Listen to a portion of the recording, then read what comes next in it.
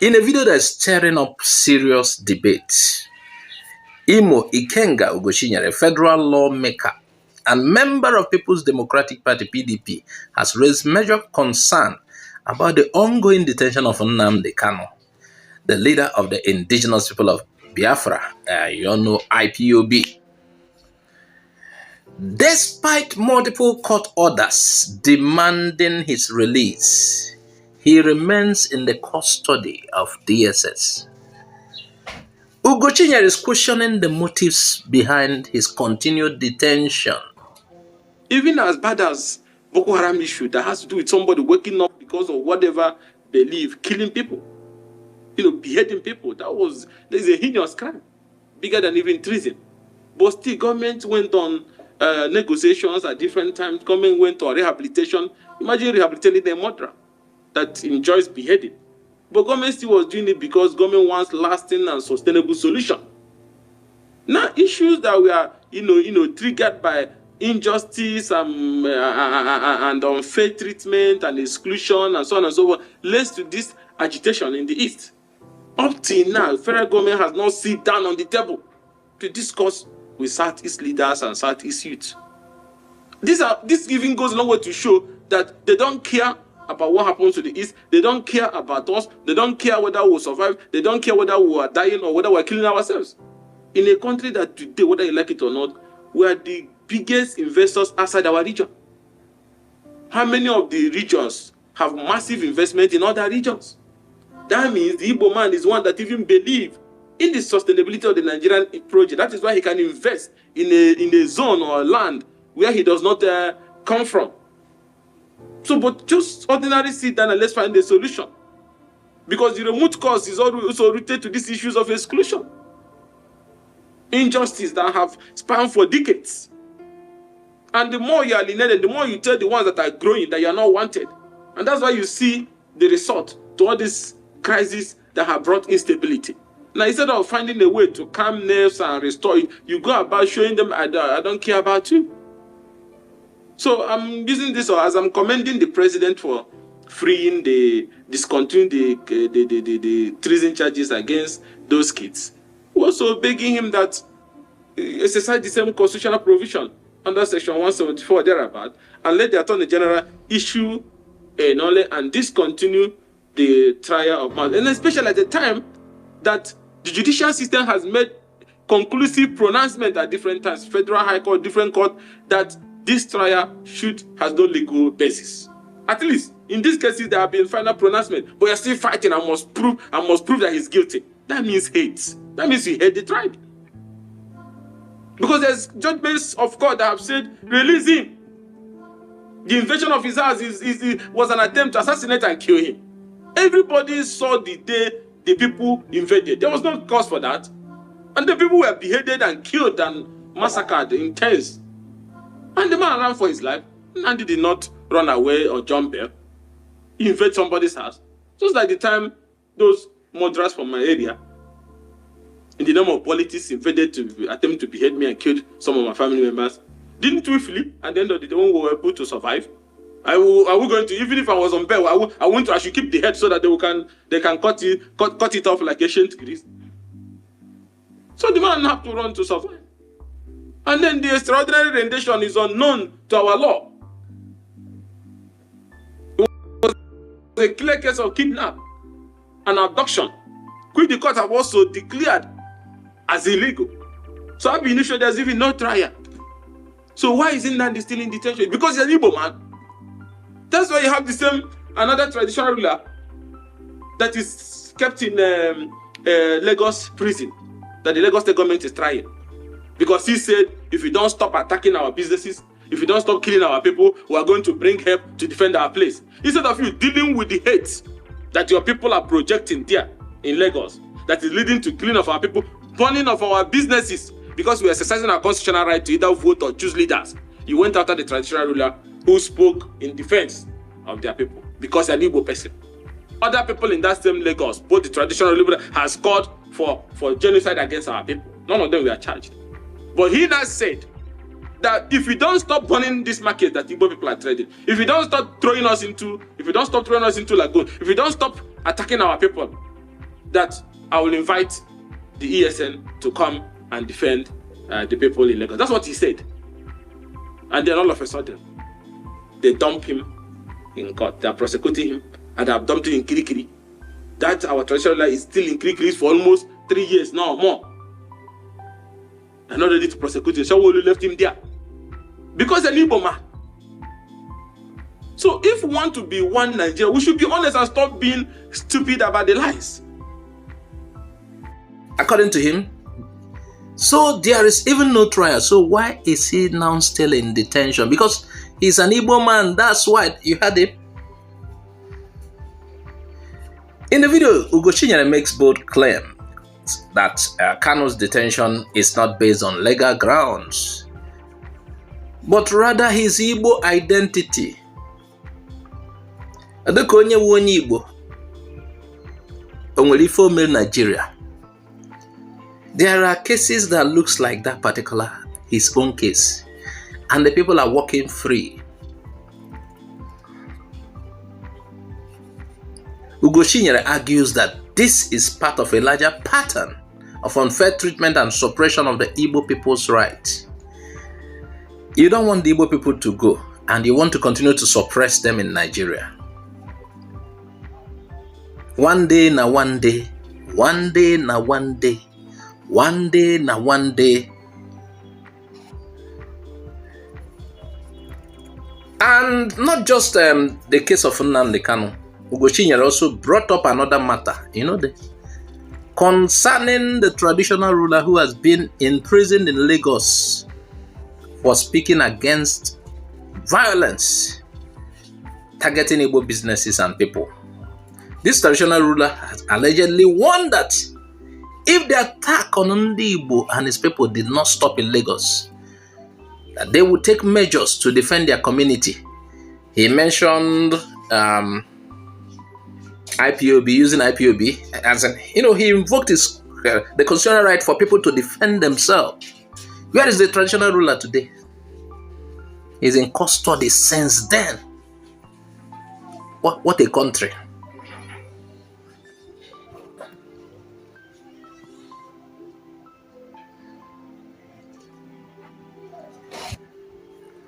Ugochinyere's statements bring to light deep concern about selective application of justice in the country, with many questioning whether the Nigerian government is using ethnicity as means to silence opposition and suppress dissent.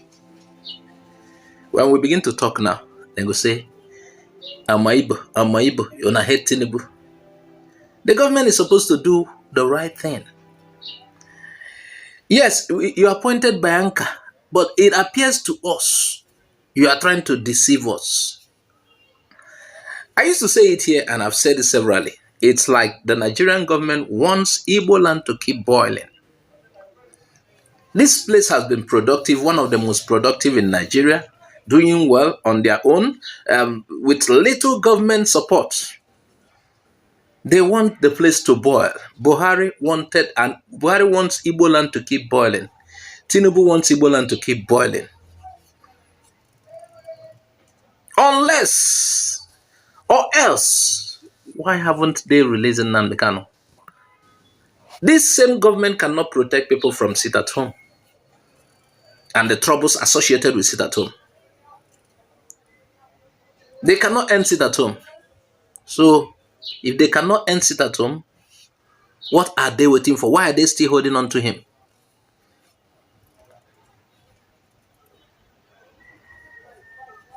So according to Ugochinyere,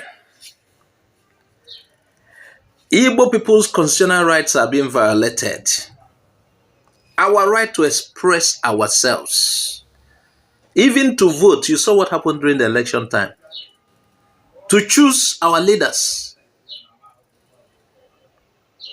Nigeria has so much suppressed us.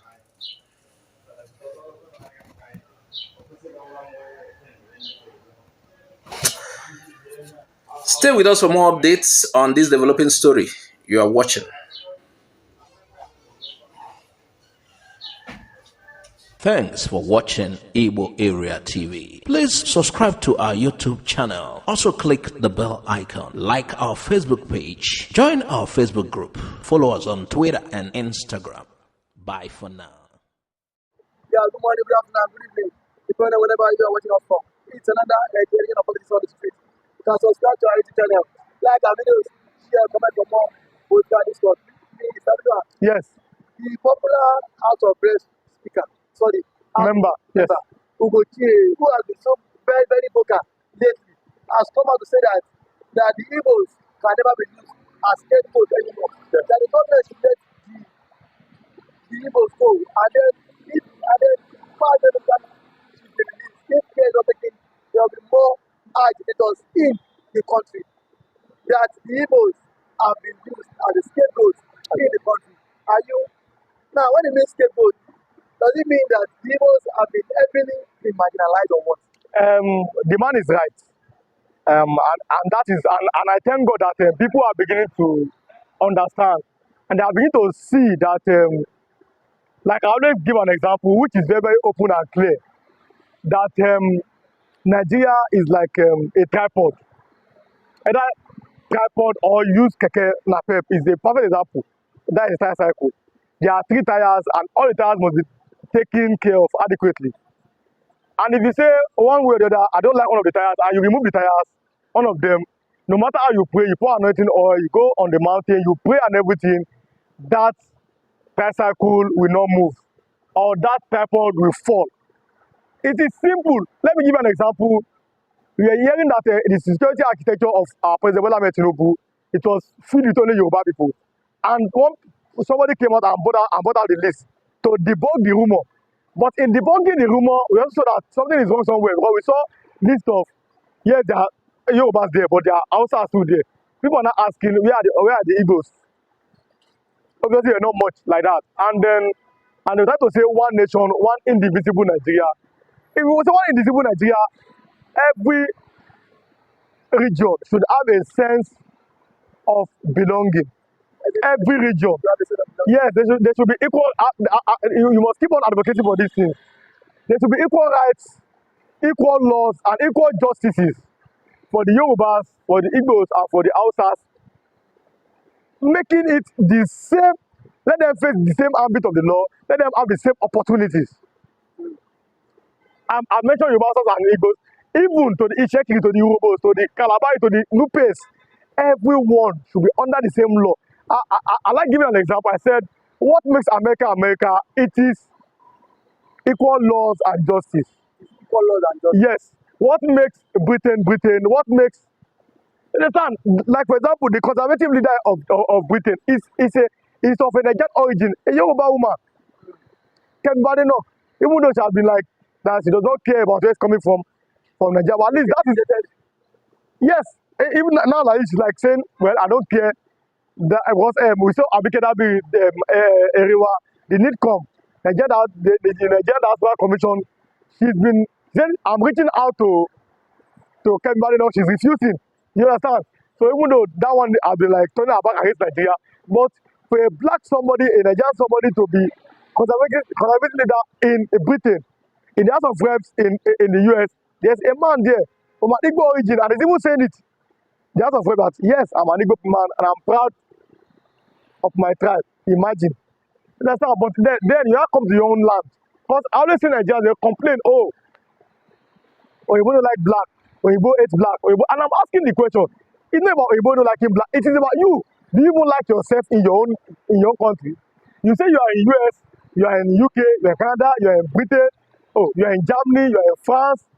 You say, oh, Oyinbo, they don't like black, they discriminate against us. But even here in your own country, you are discriminating against your fellow brother because it can be any other tribe, another tribe. I don't want to mention names here. It can be from one tribe to another. But I see play tribalism in 2024, and you are not complaining about something outside. If the death in your own environment does not kill you, others cannot kill you. If the war is to open his mouth, lizard will not be able to penetrate. But sir, do you think that is the reason why the Igbos are championing to exit the country? you must feel well, one of them must feel sympathy for them because, like, okay, let me quote what Obama just said. Obama just said it's not the only it's not only the Igbos that have wanted to leave Nigeria. Now Obama just said it now. President Olusegun Obasanjo, GCFR, former president and former military general, even military head of state, said this. It's not only the Igbos that have always wanted to leave Nigeria. That also wanted to leave, but Hausas now have had positions in power. Now why can't the Igbos have positions? Don't ask me. Ask Obasanjo. He said it. You understand? So if we say because they wanted to succeed, but now they are part of Nigeria, and when you do that, I always say it, they have nationalistic spirit. The Igbos are ready to be anywhere as far as there's business there. You understand? They are ready to work in Abeokuta, where I come from, to work in Osun State, ready to work in Adamawa State, ready to work in Niger State. They're everywhere. I mean, mostly everywhere. Even though, yes, we know, there are Yorubas in the north, obviously, there are Yorubas in the east, then the artisans, they are working. But when they go out, population of people that have always lived outside of their zone, it is the Igbos. I think number one. If you look at the three major tribes of the Igbos, Yorubas, and Hausas, that which of these major tribes have always left their zone? It is always the Igbos. They have found a way to leave their place. And people like that, we should see them that they have national spirit. That anytime there seem to be position of power, they should be considered. You see, people say, "Oh, politics is it?" No. See, there's a way you play around these things. In 1999, after we saw what the North did to MP Abiola, Chief Moshood Kashim Olawale Abiola, the Arinokaka of Yoruba land from Abeokuta to is an example like me. So so we saw how he was denied of his seemingly, because he has not yet won, but his seemingly victory was denied. Then, obviously, democracy want to come back in 1999. They have to look back and, let me say, the own Nigeria, quote unquote, let us compensate the people that their man was, in quote, the sacrificial lamb for Nigeria. That was how the Yorubas, Olusegun Obasanjo, and Olufalaye, part of the PDP, Olufalaye of the AD, Alliance for Democracy, is now a defunct party, and then the APP too is a defunct party. Two Yoruba men were able to stand and contest Nigeria's election. Other tribes and everybody, okay, there's like this agreement, which is good. Then after Obasanjo left, two candidates, even three, but let me say two first. Umar Adwa of the PDP and Muhammadu Buhari of then the AFPP, all Nigerian People's Party now is defunct. Then even though Atiku Abubakar too of the AC, a new party then, National Congress too, from the north, you can see that like Yoruba did in 1999, 2007, the other people. We know that Nigeria is always north and south. You understand? But in the north, northeast, northwest, north central, the south. But since there are major tribes, Igbos, Hausa, and Yoruba, then Yar'Adua became president. After Yar'Adua, in 2010, so Yar'Adua died. I always consider Yar'Adua to be my best president. Then he died. Then we saw how Goodluck Jonathan, from the south, oil-producing, oil-rich place in Nigeria, that in quote are feeding the nation, because it's a fact that Nigeria's revenue is derived for 80% from the oil, from the south, even though there are some oil in southeast and in those states. But south, Nigeria Delta, Jonathan became the president. We know how it was. It was not intentional. It was. Then again, 2015, Muhammadu Buhari and this merger with ACN, CPC, everybody, they found a way to win the election. In 2019, two major candidates again from the north contested, which was Muhammadu Buhari of the APC and 2019, Atiku Abubakar of the PDP. No major candidates for other zone. Now, in 2023, ordinarily, I don't know how to put it, but they say it's come back to the south. And the question is, which part of the south have not produced presidents? That should have been the question. Now, which part of the south have not produced president? But, well, I'm not a politician. I don't know anything about politics. But what to see this equity justice and fairness. How do I believe? Because I believe that the spiritual it's not about religion. It's not about Muslim, Christians, Hindu, traditional worship, and everybody. I believe in spirituality. That the spiritual controls the physical. If you cannot make your place, the reason why America is America, like I said, is because there is equity, fairness, and justice. If we cannot find a way to come together, Rwanda is working to an extent now because, like I said, after the civil war, the Hutus and the Tutsis have found a way to speak with one voice. Why can't Nigeria? Why can't Nigeria find a way to, how do I put it, to make the Eagles too, to feel part and part. Somebody said, is it not the same thing that Nnamdi Kanu this Sunday go did? I didn't say it. Somebody said it. It's not the same thing. But what can I say? Yeah, Sunday go, Yoruba man, you know where he is. Nnamdi Kanu, you know where. So, but that's, well, I'm not a court and I cannot start arguing something I don't really know. What I'm just saying is that let us find a way so that everybody will have sense of belonging. In having that, everybody will be able to pull in the right direction. So when somebody says, are the Eagles the scapegoat, they may be. But what has happened, it seems that the Yorubas and the Fulanis, they may be above the Eagles in Nigeria, even though they're supposed to be borders under one law, but they seem to be above in terms of political appointments and them having these chances of being president. Thank you so much for that wonderful submission, Mr. Iwa. Thank you for this comment.